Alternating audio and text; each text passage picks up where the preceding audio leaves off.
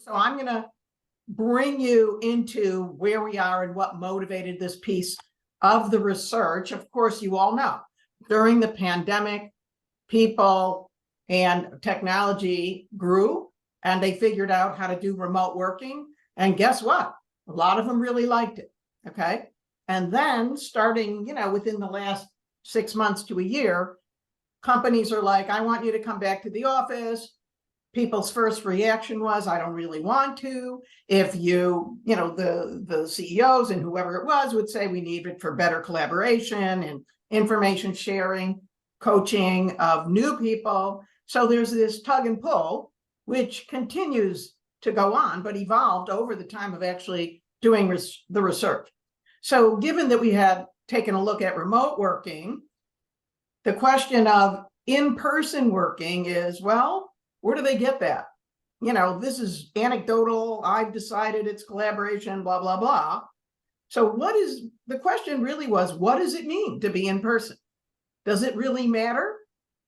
Is there any way we can give guidance? And that's, the origin of this project. So our purpose is to be able to say what happens when it matters that you really be together and why, and then some things about how to manage the inevitable remote and hybrid meetings that you're really not gonna, be able to get rid of. You're really not gonna get rid of them because we had them before the pandemic started, right? So for this work, of course, we use contextual design techniques, a contextual inquiry technique to get deep dive understanding of what is going on pretty much minute by minute. We did with 11 people, what we call day in the life interviews. So day in the life interview is literally they live their day. And at the end of the day or the morning of the next day, we walk through every part of that day. Some of these days were multi-day workshops, either in person or remote. Some of them were just the day in the life of a person going into work. All of them were HCI professionals, and we were focusing a lot on what we call complex meetings. So complex design meetings, complex decision-making meetings in which we're not just sitting like now, listening to a presentation, but with which dynamic interaction and making the meeting work really matters. And these are the kind of meetings that HCI professionals are often leading in or need to lead from the back of the room. So this is focused more on HCI professionals. Now, one of the key questions is, does being in person overcome the limitations of, remote working? Now, we all know that remote working, people like it. They like it. Why do they like it? Because it's flexible. Why do they like it? Because they can balance home and work better. They don't have to commute for hours and hours and waste time. These are kind of the top line reasons that people really like it, okay? But if we take a look at our research and research from many other people, we know longstanding, this is pre the pandemic, that remote teams are less cohesive. Distributed global teams have more trouble interacting with each other even before we tried this. We know, because we watched it happen in the remote working, that if you kept running your remote meetings the same way you did when you were in person, they didn't work. People overlapped each other. People were having a problem interacting and participating. So we saw an increase of structure going into the meetings, which was really a good thing for participation. We also saw that there was little spontaneous interaction. People went from meeting to meeting to meeting. They were not hardly saying hello to each other. And certainly all interactions were scheduled. There's no hallway. Let's put it like that. This especially affected new hires who were they were never comfortable in person reaching out for help. And they sure weren't comfortable reaching out when they were online. Another big part of that is people really couldn't get to know each other as multifaceted people, which made reaching out even harder. And then we wrap it all up with the idea that, video off, keeping the video off historically reduces cues and degrades interactions.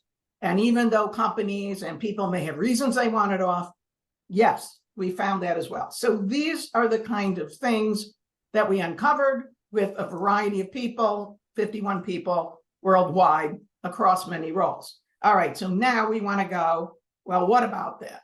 Okay, what's really happening? And I found myself in the middle of kind of this ethnography of learning about and articulating and raising up what naturally happens on a day-to-day basis. And so in many ways, it was a series of revelations in which, I don't know, to me, it was very cool, especially during the data gathering. So we'll see what you think about it. So keep in mind, we're going to focus on two primary things: unpacking what's happening in complex design meetings, the ones I talked to you about, and why people want to meet in person. And the second part is going to be on the social dimension, interacting with other people in the workplace, either in and around these meetings or just because they're in for the day. So those are the two parts. Yeah? All right, here we go.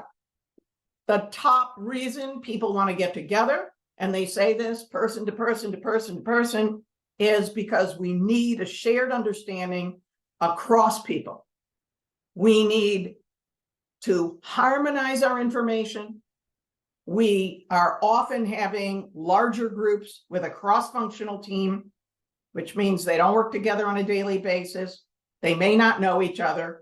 They may or may not be co-located. And so we bring them together. What kind of meetings are we talking about? Brainstorming, project kickoffs, roadmaps, any kind of detailed decision-making where design choices, even little ones in an upcoming release, need to be made interactively with other people. So a good example is this CX lead who has been a HCI manager, who has been a senior individual contributor, and is now in a new company. He's leading a road mapping process. This team, this cross-functional distributed team, 16 people, has spent 3 years producing not one single thing. Not one single thing. So the goal is to bring them together so that they can, in fact, do something. Another person, they said, I got to bring these people together. They need to take over this project. In an online meeting, I can see they're not bought in. I need to, what she said, which was my favorite, I need to look them in the eye. I need to know what is going on. So this idea that I need to be together to help that team become productive and reach a shared understanding repeats over and over and over, and is the central element of a complex meeting. All right, so here we are. I need to be sure you are engaged. Engagement, second most important reason people have to come together, because they can't tell if you're engaged unless they look you in the eye, to see the blockers, to see if you even understand, to see if you're even listening. They are in the room. They can feel the room. We talk about that over and over. I can feel the room. I can feel the confusion over and over. And you can't feel it when you're remote. And indeed, what we need to do is listen to each other without distraction to get that shared information. But remote does not invite that, just doesn't. People multitask, they always multitask. So their listening is diffused, if they're even listening. They tune in and out. And if you want to, you cannot really know if they're getting what's understood. The other thing I found really, really interesting and said very nicely by an early career UX person is, she said, being in person is compelling. It pulls for direct conversation that builds on each other. When people are remote, they're not present. Over and over, we heard this idea of fluid discussion. Like, what is real discussion? We were looking at what real discussion is, the idea of building on each other's words, questioning, having overlapping talk, moving fluidly from person to person. The technology in remote makes that hard because they put a focus on one face and the focus on another, so they can't handle natural conversation. Then people try to do this stuff with video off. Well, now they spend all their time bumping into each other, talking over, apologizing, misinterpreting voice. Well, we're not going to get to an easy resolution with all of that going on. Discussion, real fluid discussion for creative decision-making meetings, critical, happens in person. All right, we can actually manage the meeting. Now, I told you already that remote meetings needed more structure. Every meeting needs structure. It's just people don't always do it, especially when they're in person. They trip all over each other, but whatever, they struggle through. Now, we know that a high structure meeting is going to be better. It's going to be more efficient. You're going to achieve your goals. It's better for women, as we found in our Women in Tech study, for women and other underrepresented people. But so in person, if you may end up working on a whiteboard or paper or flip charts or something like that, we'll talk about that in a minute. But in remote, you have to plan every little piece. You have to plan exactly how that virtual whiteboard will be set up, what the tools are, how you're going to maintain attention, how you're going to participate. You should be doing that, also when you're in person, but it's more forgiving, okay? What stands out is the key thing here is the power and the role of nonverbal communication. The look in the eye, just looking in order to call on you, asking people to wait by putting a hand up, raising your voice to get them to pay attention to you again, putting issues on flip charts. We can see if people are engaged, if they're listening, if they're confused, if they're asking questions, and if the conversation is building. And we can see device use, which of course you can't see when you are remote. So the conversation, the whole feeling that I can manage the room, I can manage the people, I can manage the interaction, particularly when there's a large number, is just over and over. But here was one that I really loved. When we're in person, we can manage pivoting. We can manage motivation. We can manage the activity. So if we see flagging energy and exhaustion, then we might change up the activities. This is what one UX manager did. It looked like, you might say, do we need a break? It's not lunchtime. Okay, let's break up and do parallel activities. What was more interesting is giving goals, right? Like, okay, we're going to go mini golfing at the end of the day. And having these short-term goals pushed people to get to where they needed to go. You can't do that. What are you going to motivate everybody who's online? They don't want to be online anymore to do something, right? Send them chocolates in the mail. I mean, that is not fun. So when you're remote, you've got time zone issues like when can we break for lunch? Oh, your lunch is this, blah, blah. The lack of feeling the room. The nonverbal communication is undeniable as a critical way to manage and facilitate the people in the room, and particularly when you're looking for a shared understanding. In this setting, all we have to say is please ask questions at the end, right? But it really matters for the complex meetings. And so does being physically together. Over and over, we saw people doing the right thing, using an artifact to manage the discussion, whether we are sitting in front of and putting Post-its on a humongous whiteboard wall so you can do the roadmap, whether you're moving Post-its on a butcher paper so you can consolidate the data.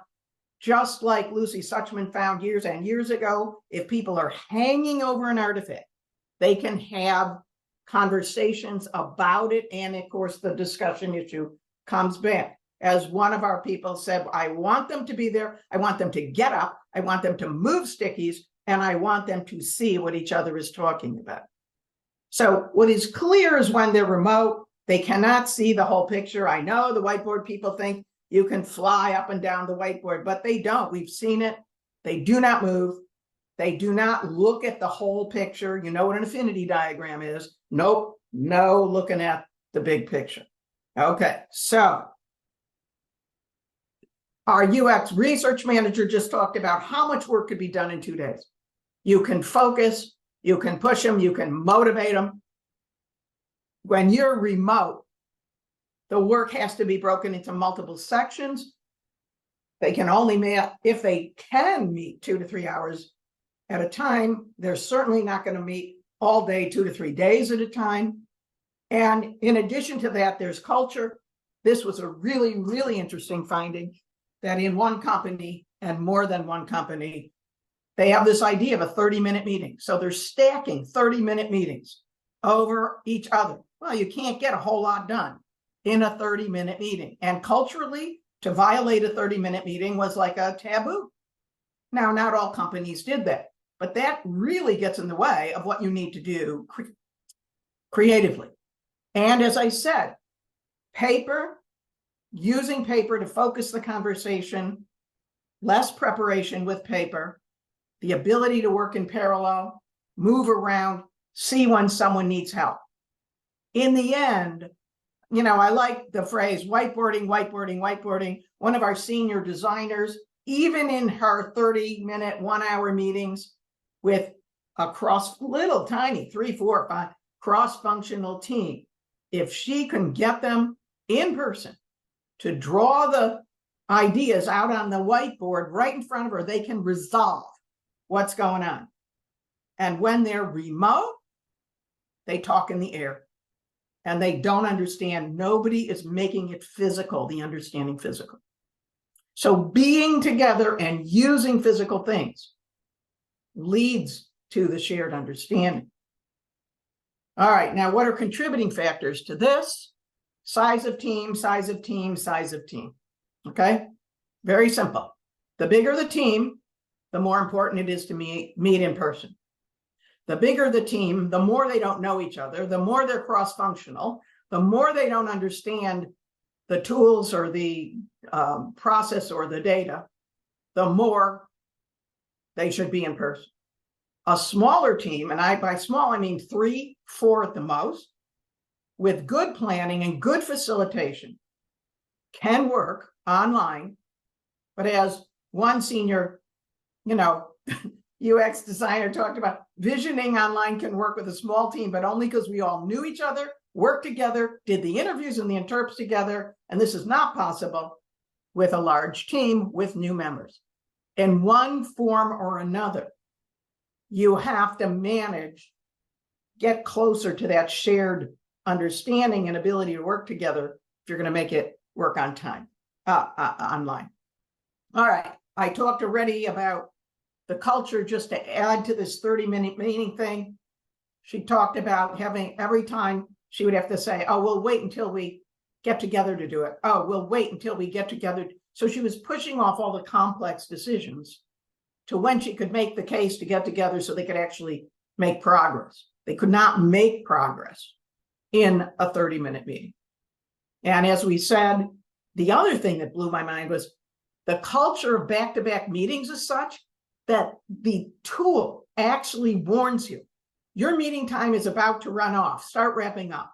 So your meetings are bumping into each other, and it's discouraging, actually, trying to come to some kind of closure. And again, I can't say more about video off. Video off makes complex collaboration harder. The cues are reduced. This bumping phenomena goes on. So fluid discussion is undermined. And even in companies where the policy is if anyone's on Zoom, everyone's on Zoom, well, they don't always do it. So the issue really is, some meetings are between China, Seattle, and Poland, right? Somebody's in their pajamas in bed, who knows? And so they don't want to feel like, hey, you better put on your video. So we've got these issues of culture and being polite and whatever, but at the same time, the video off meeting, it just leads to additional chaos and more meetings. So we have to plan. We really have to be thinking about this. All right, so what about look, we all know remote meetings are going to continue, but unfortunately, hybrid meetings are always going to continue. If companies keep hiring remote people, and there's good reasons for that, right? If they're in other countries, other time zones. But we have to accept that, I posted about this recently. Hybrid meetings, they don't really work. We have to stop pretending that they work. What happens? Or here, let's listen to this UX manager. She's a brand new UX manager. In the promotions meeting, I listened for things relevant to my group. My manager was less present because she was remote. She wasn't really paying attention the whole time, and the group didn't address her. She spoke if she heard something, all right? If we listen to the new hires, they're like, it's very hard to break in. It's hard to break in and talk. If we have a group, lots of times they would use this kind of camera you're using. Nope, can't hear, can't see what's going on. And if two people are together, they could end up brainstorming, talking to each other, and they forget about the other person. And we saw one meeting, she was really trying. She wanted to have them work in paper. There was the majority were in the room. She put up the paper on the wall, but now the remote people, of course, couldn't see the paper. So now the people in the room, being really sweet, didn't want them to feel left out, so they started filling in a board. So now they were duplicating everything they put in paper and everything. It was not a good meeting, okay? And she said afterwards, well, we're never doing that again. And, again, early career people can't read the nonverbals, don't know if it's okay to talk. And then at the same time, the remote people are distracted. They're just distracted. So they're not really there, and you probably can't blame them, all right? So remote requires much more planning, as we found. Hybrid, really more. How to make sure everyone can participate, what they can see, making sure you're going to use a remote tool. If anyone's on a remote tool, you can see, it's harder to manage people who are co-located from having spontaneous conversations that are exclusionary. Maybe we need to think about rules of engagement, right? Like, don't do that, and please don't be distracted when you're online. And the other thing that was real interesting is not only do people come and go, and then you have to tell them what's going on, but they literally, in this one meeting, somebody started hybrid, and then he walked down from wherever he was and came into the meeting in person. I mean, there's a lot more stuff that's going on. All right, so complex meetings, they simply work better in person, period, full stop. Remote or hybrid requires much, much more planning, structure, facilitation, okay? So that, for HCI folks who are in the middle of all that, you gotta know when to bring people together. Doesn't mean every day, it means for certain kinds of things. All right, now, what about the experience of being with the other people? What about those social things? So let's talk about that. We have two kinds of ways we're looking at it. If you're coming into a workshop, what's happening when you're together, every day for a few days. And then what happens when you're just going throughout the day? So some people we interviewed, we just did them from the day they were in the office, from the top of the day to the bottom of the day. Sometimes they had a complex meeting in the middle of that day. And some people we talked to from the top of the day to the bottom of the day when it was a workshop day, okay? So we got the whole view. And so what do we know? Opportunistic interaction happens. Doesn't happen online. Opportunistic interaction ensures the meeting success. So in this case, if we're talking about a workshop, we can coordinate the session so we can pivot. We have co-leaders, which is very hard to do when you're online. Very hard to have a co-leader, right? We can chat with them before, we can chat with them in breaks, we can chat with them at the end of the day, figure out if we need to pivot. Sponsoring managers come in, participate for a while, go out. We can go check in with them about things. For example, one person's manager came in and shared that she just found out that the VP of product canceled the project. Well, they were about to, the next day, brainstorm some solutions for that project. So they have changed. They had to change the plan. The manager didn't have to call a meeting. There was nothing formal. It's pop in, it's pop out.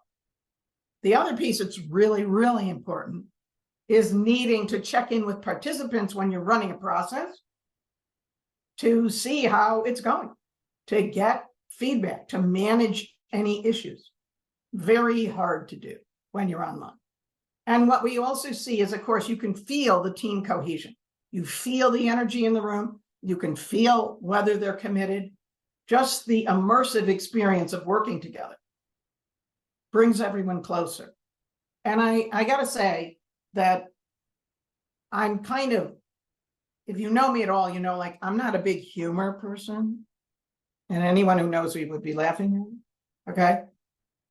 But wow, humor, fun, teasing brings people together in the room, produces the collaborative energy. And yeah, we have more side conversations that have to be managed. On the other hand, if there's a pause, people can get new information when there is a pause. So there's dead time. You know, sometimes someone's mucking with tools, right? Sometimes they're just walking up and down the hall. Sometimes they're at dinner and they can lean over, or lunch. Lunch is a big deal when people go into the office. And what do they talk about then if their manager is right there for 3 minutes? Well, guess what? They talk about career options. If they're newbies, they're more comfortable. They can just approach you. You can give them a 10-minute update about what's going on. You can ask a question, right? You can get updates on other projects that people in those cross functions across the company are working on. You can learn about the organization if you're new. This was also an interesting one. People feel more comfortable talking about their personal plans, whether that's a wedding, something about having a baby, you know, eggs harvested, anything that's medical, if they are in person. So what we find in general is, yes, the shared information is, you can get all that side information better when you are in person. This was another big insight for me. People need and want to get to know each other as 360 people. They want to know each other in all their complexity. And what was interesting, because I'm really, if you've ever been in one of my workshops, man, there are no icebreakers. You know, I'll usually say, oh, talk to your neighbor about this or something like this. Oh, they had such creative icebreakers in the beginning of some of these longer meetings where people would be revealing, you know, what animal do you want to be? You know, if you weren't this career, what career would you be? And the thing that's interesting about those things is not only are they funny, but your senior people and your junior people are doing them. And then at breaks and at meals, it becomes fodder for talking about the rest of you. And people talk a lot about needing to know each other as multidimensional people, because feeling known helps them participate. Feeling known helps them feel safe to talk. I love this one from our senior designer. I go into the office to socialize with people so that our relationships are more personal. Because we know each other, I feel that I can share my feelings and opinions on the work honestly, meaning negative opinions, and that they will not be offended. They will see me as a whole person.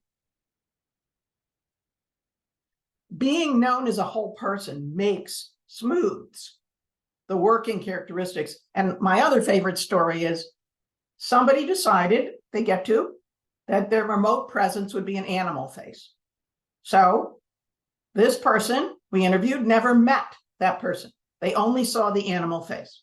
They did not know what they looked like. It didn't matter what that animal was doing or saying. They felt like they didn't know who they were. And they were in the office one day and they bumped into each other at coffee. And they were able to have a conversation about why she does that. Now she was met. Now they had more personal information, and now they could interact with each other better. Okay. So this other piece, this bumping in piece, is critical, way more critical than of course it's critical, but basically bumping into people who are especially more senior, so you can opportunistically ask questions. You would never set up a meeting. There is no bumping in when you're online. And, you know, one of the guys, a brand new designer, new hire, not new as a designer, but new to the company, he would go in once a week just so he could walk around and see who he could bump into so that he could check out rumors, see what else was going on. We need that information, that more holistic information about what it is that we do. So if we think about it, we're interleaving work and social talk all day long, all right? We're interleaving work and social talk all day long, right? I love this. When remote, my day is moving from one Zoom meeting to the next. It's all on task. In person, we chat before, during, pauses, meals. We get to know each other. It's social, so it's energizing. We need the energy. Another person talked just about saying hi, going in for her day, saying hi to a senior manager she hardly knew, but by saying hi every day, he knew who she was, and when she approached him, he knew who she was, right? People go in, they start the day, some people sit near each other. This seems actually to work best. Hoteling, where your team can't sit near each other, is not so good. You can't find each other on the day you go in. So having a designated space with some designated whiteboards and things like that makes things easier, even if it's a few days a week. So people would come in, and of course they start with chit chat. What's going on with you? What's happening? I mean, I can't even tell you the kinds of things they value to know. What donut do you like? Why do you like this food? Okay. But this kind of thing quickly segues into asking for advice. Somebody a little more senior, not a whole lot senior than you is there. You can ask a question. The walls are made of whiteboards. They jump up. They start doing the design problem. So we're moving back and forth between the work and social. One of my favorites was this team of very early career people had a question.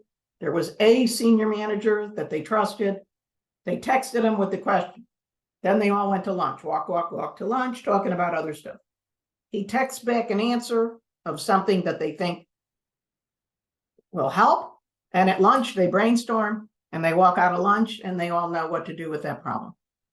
I mean, this is not a possibility when you are remote. And the other piece that is really interesting to me is that people want to socialize. And in person, it's easier to get to know each other, but they would meet, kinds of, they went, what's it called? It's not canoeing, it's the other thing, kayaking together, so they could get to know each other outside of the meeting. They want to know their coworkers. They go into the office so they can know their coworkers. Now, they might not have remembered that they want to do that, but once it was very interesting. There was a lot of resistance. And then when they started going in, they were like, oh, I kind of like this. Are they going in every day? No. But it matters, right? It matters. They want to connect. They want to share their challenges, but they also want to complain. They want to commiserate. If you are in the office, it is okay to be social. It is okay to be social if you come in once a week, most of the day. It is okay to be social as part of your workday. It's always been part of work. Our data from the remote work project told us if you're working online, it's not okay to be social. The meetings are too short. They had to learn, they had to limit how much chit chat people could have because they never get anything done. Their meetings are back to back. There is no after the meeting talk. There is no commiserating, right? And they feel guilty that to say, let's set up a half an hour coffee with each other would not be done. It would not be okay. Now, interesting, one of the senior managers, the people that we talked to, she made it a cultural priority for them to do exactly that. to set up time just to talk. That is rare, okay? So we need to understand that if we're going to be remote, you must address this kind of stuff for the work and for the people, for connection, and for retention. So if we look at in person, space, time for interactions naturally occurs before and after the meetings. Opportunistic time, because of time zone, meeting length, back-to-back meetings, whatever it is, culture, you do not have it. You have to work hard to get it. All right, so what's the upshot? So what did we learn? There's some ways in which I feel like saying people had to remember what they already knew. That we go in to work with others because working with others gives us meaning and energy. And, there's a very big difference from saying, I need to be able to work with others. Do I need to do that 5 days a week? But I need to do it some of the time. And let me be clear here before I just summarize. There will always be people who want to work remotely 100%. There will always be distributed teams. I think the issue is, how do we balance real flexibility? How do we balance these things? Not how do we get rid of one or the other? All right, so what do we know? In person works best for complex meeting. Like I said, the bigger the team, the greater the buy-in, the greater the risk, the more being in person matters. You want to build a shared understanding, as we said, and you need to have real time to do this, right?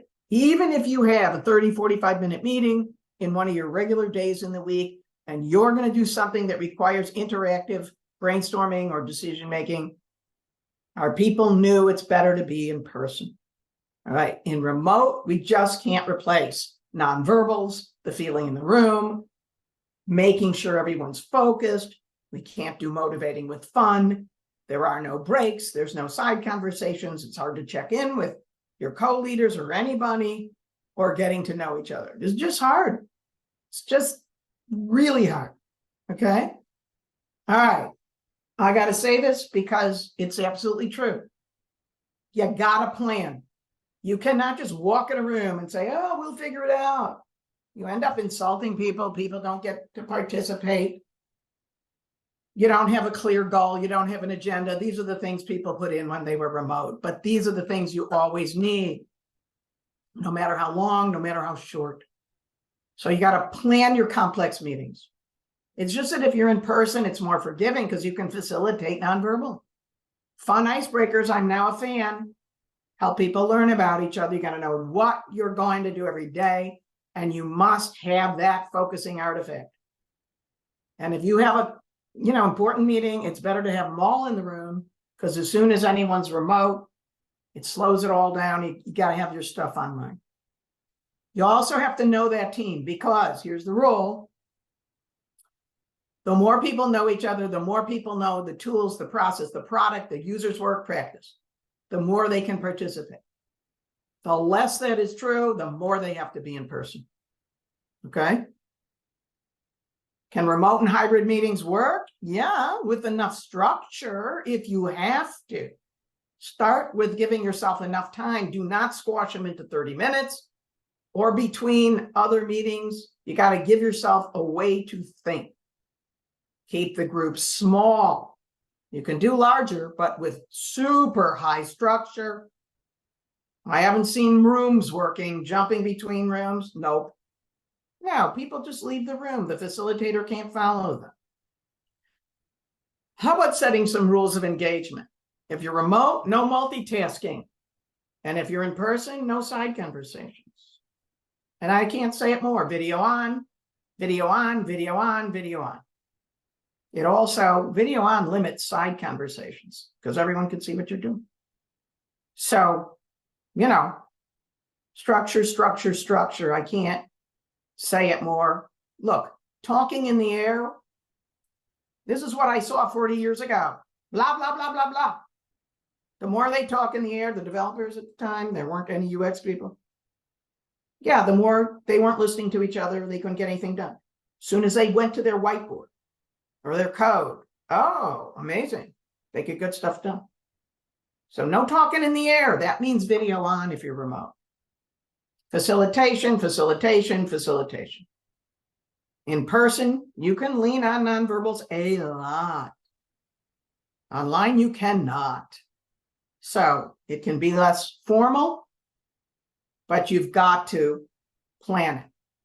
No matter what. Facilitation is different than leading the meeting, and too often people mix that up. So the person who called the meeting, that's going to run the meeting, is going to run the process in the day, okay?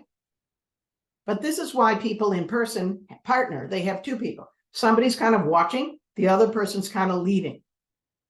Now, let's translate that to remote. If you're going to have some people online and some people in person, you got to have one facilitator to manage what's going on online, another one to manage what's happening in person. Try that, right?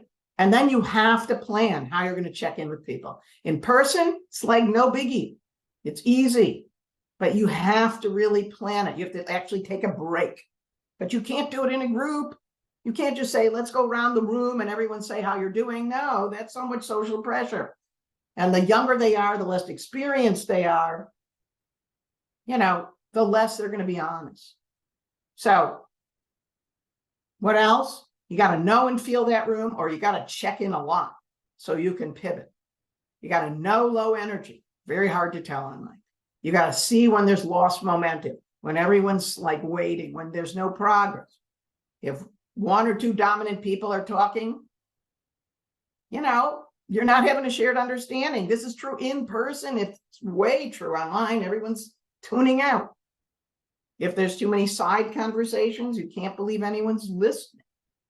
So we have got to think really about facilitating both in person and online. Okay.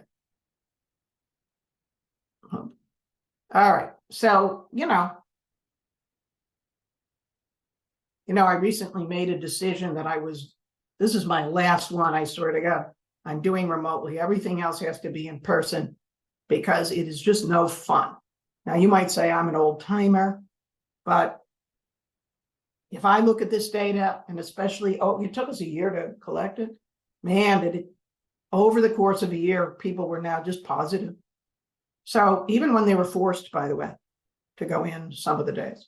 So people like and they choose to relate to their coworkers. Remember, this is an industry. If we can make it expected, culturally acceptable to do remotely, we might, do some of that. We know that when you're remote, one-on-one interactions, one-on-one, like working over Figma or something like that, that can build connection, and that can also get to a shared understanding. But we have to get over the idea that new hires and early career people are going to reach out and, ask for seniors' time to help them get perspective or answer a question or whatever. They didn't when they were in person. They're not gonna. The same rules from our onboarding checklist apply. Senior people have to reach out frequently, check in with them, not expect it to be the other way around. And being together helps everyone succeed. We know that because we can do that interleaving of chit chat and work and get spontaneous help, be known. But for new people, young, early career, getting coaching and helping. They just need it, right? And, so our big goal here is we have to make social time is legitimate if you go to the office. There is no bumping in online, okay? I've talked to people at Slack. Well, they can think they're doing it. It ain't happening, okay? Because as soon as you text, you're asking for someone's time. And only if you really, really know each other, in which case it wouldn't even matter. So you got to think different. And if you're online, you can't take a break being online. That's insane. I don't know. What if we used a phone? You know what that is without video? People want to walk around the house, do their chores, take a walk. You could bring your coworkers along with you like we did in the old days. Give yourself some time to get off the video. In the end, I would say primarily, one of the key findings around the social dimension is, yes, this is our first principle in what women need when they work, is people want a tight, cohesive team that they feel a part of, that is doing something that matters. That's what they want. It's hard to have when you're online. So, what's the super upshot? In person, it just makes it easier. It's all easier. And informal information is just natural. But we're not saying go in 5 days a week. I like it, what I'm hearing about people being able to work it out with their manager. It could be 1 day, it could be 3 days, whatever works. But we got to start to plan more for being together for these complex meetings, especially if they're big. But why do we have to go in every day? So that people lose all their flexibility and can't handle their kids or, aging parents or whatever it is that they want to do, or, pollute the environment, whatever the issues are. We don't. There's no evidence. None. Zero. On the other hand, I'm not going to say there isn't a cost to remote and hybrid meetings. There's a cost. If a company wants to spend it, it's up to them. So I still say remote and hybrid meetings are inevitable. You got to plan. Got to try to limit it when you can. And anyway, that's what we found out by talking to people in the workplace this year. So, questions?